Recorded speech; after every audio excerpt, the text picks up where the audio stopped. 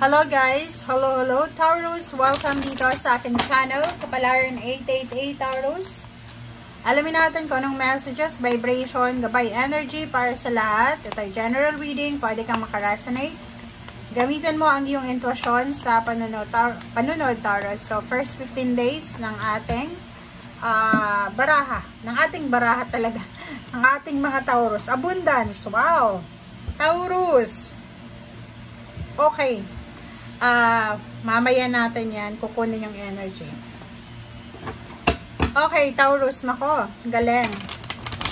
First card pa lang, nakikita ko na maraming good news, maraming information, maraming good luck, good fortune ang pwedeng dumating sa'yo. Okay, Taurus, simulan natin dito sa abundance na to.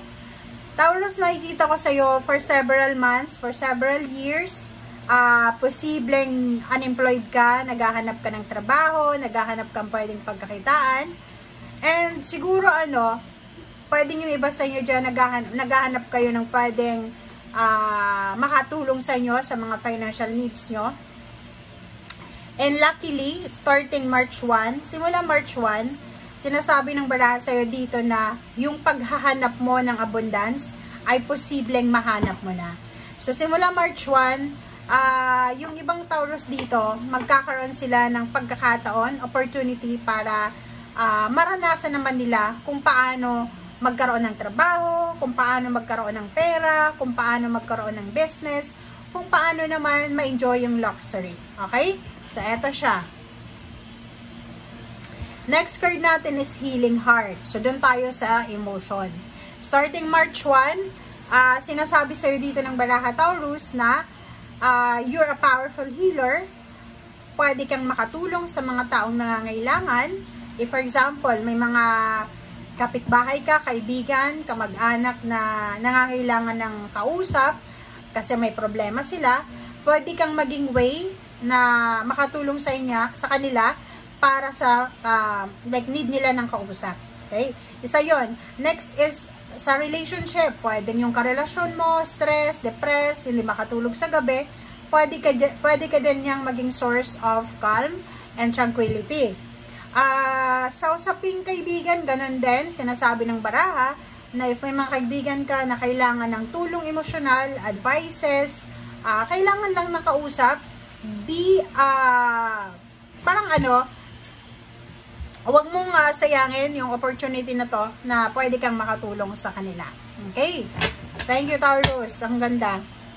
Sa relationship din, parang sinasabi ng baraha sa'yo, kung may mga kaaway ka, kagalit, may healing na posibleng mangyari. May reconciliation, apology, may posibleng renewal ng relationship or anything na magbabago or magsisimula or babalik.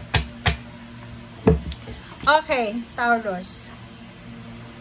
Ang galing naman ang baraha nyo. Okay, first two cards tayo is King of Swords and then Princess of Cups. So, nakikita ko sa'yo dito, merong Taurus na posibleng single ka for so many years. Siguro nakapag-desisyon ka na simula ngayong Marso, talagang maghahanap na talaga ako. It's either Filipino or ibang lahi. So, nakikita ko sa'yo dito na siguradong sigurado ka na. Or pwedeng kung lalaki kang Taurus, sigurado ka na ipupursu mo talaga ang relationship na ito. Okay, Six of Torches. Wow! So, these two cards it's a combination of success. Victory and success. Six of Torches, Six of Wands. And ito naman Chariot, sinasabi ng baraha, isang napakabilis Taurus na victory, success, recognition, awards, rewards, offer ang posibleng matatanggap mo. So, pwedeng long distance, pwedeng far, pwedeng near.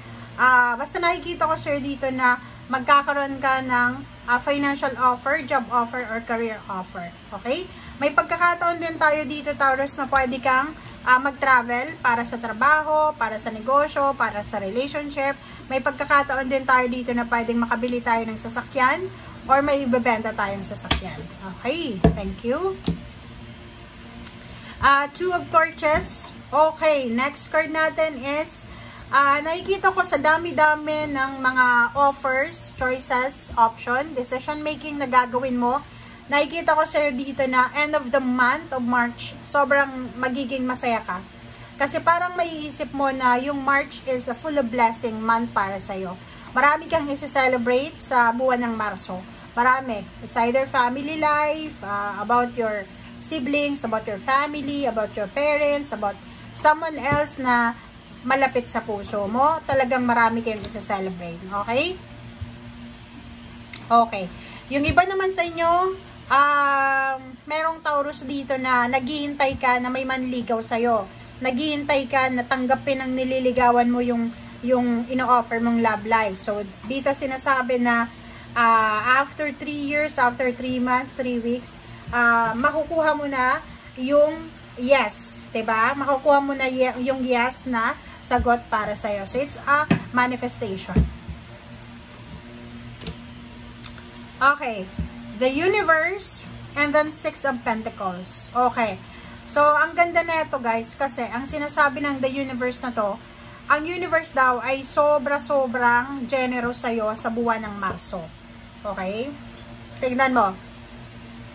6 of Pentacles is all about balance, financial balance. Universe plus 6 of Pentacles.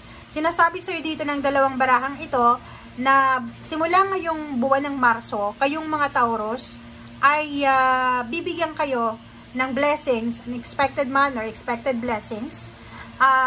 Magiging sobrang generous sa iyo ang universe. Ibibigay niya yung heart's desires mo. So, kung ano yung wini-wish mo, kung ano yung minamanifest mo, kung ano yung gusto mong mangyari sa buhay mo, ay posibleng ibibigay ito ng ating universe. Okay? Sabihin mo man na, okay, wala naman akong natatanggap, pero be careful kasi posibleng ibigay sa'yo ng universe yung mga wini-wish mo. Like, maging careful tayo sa mga wini-wish natin ha. Kasi minsan, may nagwi-wish na, gusto ko ng ganito, tapos biglang magbabago yung isip nila. Tapos, by the end of the year, iba na naman yung wish. So, doon nagkakalabo-labo yung problema. So, dito sinasabi na, humingi ka lang ng tulong sa universe, angels, archangels, guides, ibibigay nila kung ano yung gusto mo. Oh, 'di ba? So, nakikita ko rin sa'yo dito, marami din na i-offer sa'yo ang universe na pagkakataon para makapagsimula ng bagong buhay. Marami din ino-offer sa'yo ang universe na like trabaho, pagkakakitaan, bagong relationship, bagong lugar. Kahit yung yung iba sa inyo na mahilig sa sasakyan, pwedeng may i-offer sa'yo yung bagong model ng sasakyan. Dito sinasabi ng baraha sa'yo na pag-isipan natin ang mabuti ang mga decision making natin. Wag na wag tayong gagawa ng decision dahil sa stress ka, depressed ka, na-pressure ka, in love ka, dahil nag-break kayo. Basta ang sinasabi ng baraha, gumawa ka ng decision according sa kung ano yung gusto mo. Okay? And be careful din, dapat mag-research ka, maghanap ka ng tamang information bago ka gumawa ng decision. Thank you guys. Bye!